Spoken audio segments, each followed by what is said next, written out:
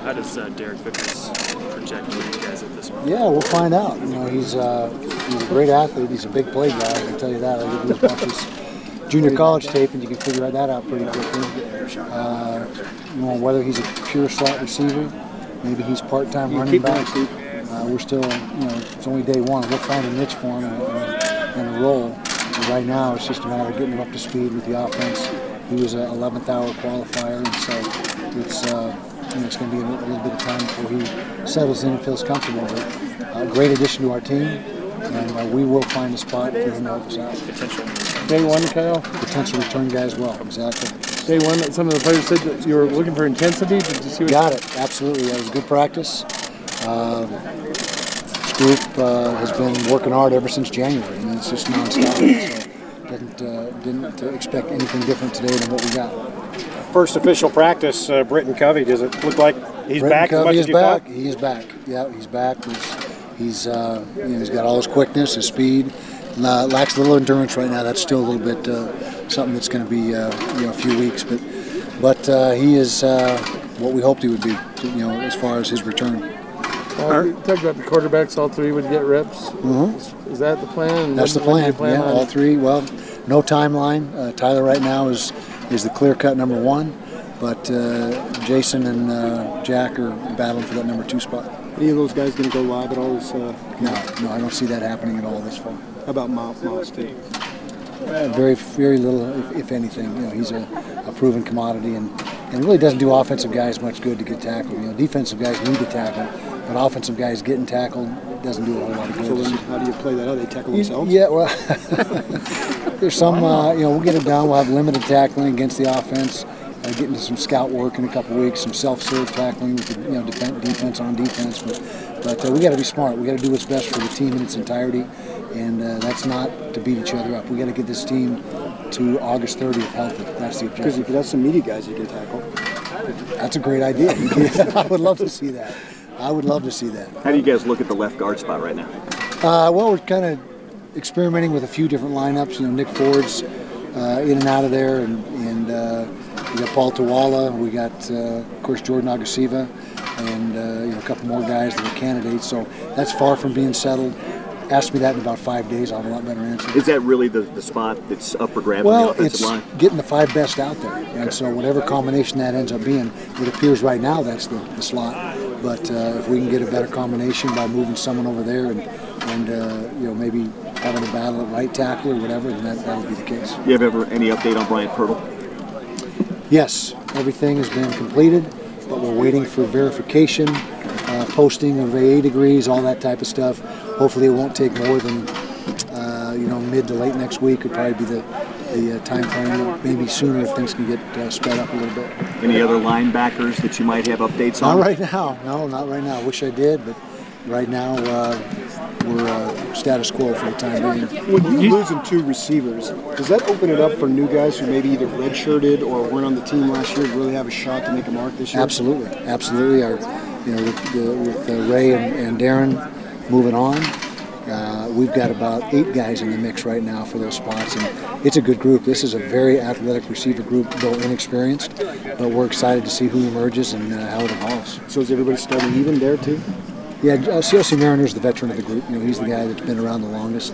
But you got Samson Nakua and Britt Covey and Bronson Boyd and Brian Thompson and Jalen Dixon. I mean, just a whole host of other guys that are really looking pretty. Solomon Enos looked really good today, too, a freshman receiver, true freshman receiver. With what may be the best duo running backs in the conference, maybe in the Western U.S., how difficult is that going to be to have a good balance and not just pass just to pass in this offense to stay at your running game? Yeah, we'll strike a balance with what we're doing, and we'll make sure we get the most out of everybody. And you know, last year Troy was very balanced in his play calling. I think we were darn near 50-50, and so it's a when the game is in the balance. And so we'll figure it out and play to our strengths. Nice luxury to have to figure out, though, right? Very good problem to have. Yeah, absolutely. Kyle, would you say reports of the demise of the Pac-12 are greatly exaggerated? Greatly exaggerated. I would say that. I'll say it again. Greatly exaggerated. Yep. You know, 1 year. You know, you can't. I think there's too much stock being put in. You know, especially the postseason. You know, just now if it's a trend, you know, 2, 3, 4 years, it's something to be worried about. But 1 year. not a factor, in my opinion. Is there any other guys that didn't make camp that you're waiting for? Or? Well, Brian Purtle is the one that we signed in February that has not arrived yet. Otherwise, everyone's right. Oh, I should say, Bino Shermer is still not here and looking like maybe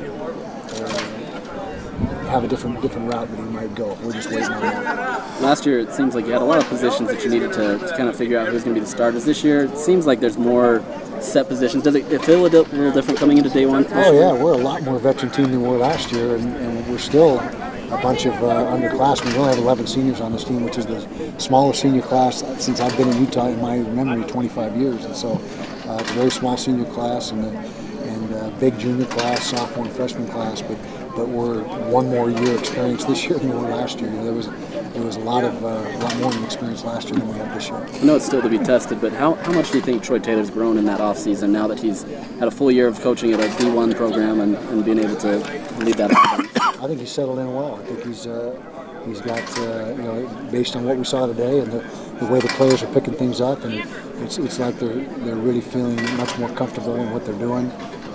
Troy understands our personnel a lot better after being here a year. He knows the guys, with the exception of brand new guys that we don't know a lot about.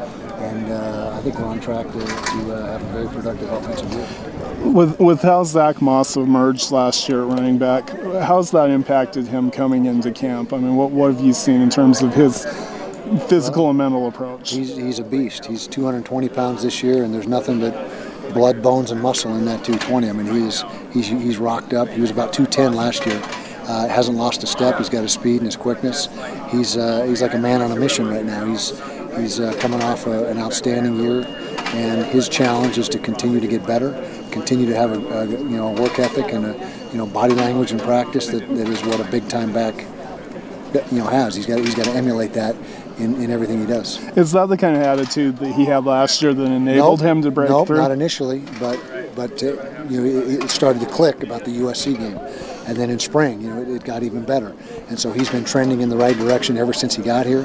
And he is an outstanding back. I'm telling you right now, he is a big-time back. You speak of the man on a mission with Covey here. He's back.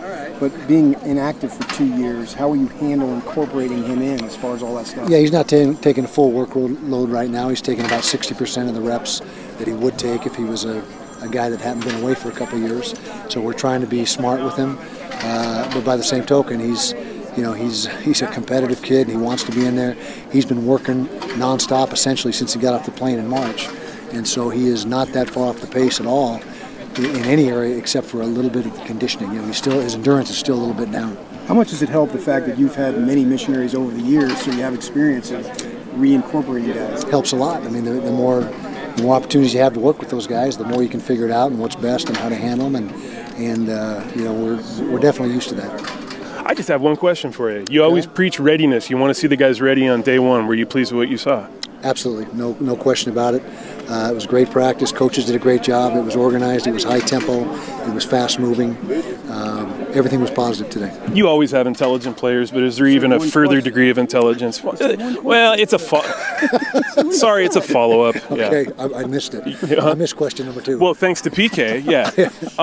You always have intelligent players, but it just seems like there's a lot of leaders out here. It's almost like you can't fit them all in. Agreed, and that's something that I noticed from January, and that's why I've been excited for this day to come. I've been counting down for the last 7 months, and excited to watch these guys play. 4 weeks from tomorrow, we'll really find out where we're at. So safe to say those were 2 decent questions, PK? 2, I'd give them an 8. For first day. Good to see you, Coach. One question, Peter. Count. Keep count on this one.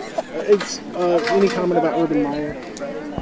Well, he's a good friend of mine. He's one heck of a football coach. He's taking leave of absence. I hadn't heard that. Leave of absence? No, but I'm sure I'll talk to him in the next little bit. But I didn't hear that.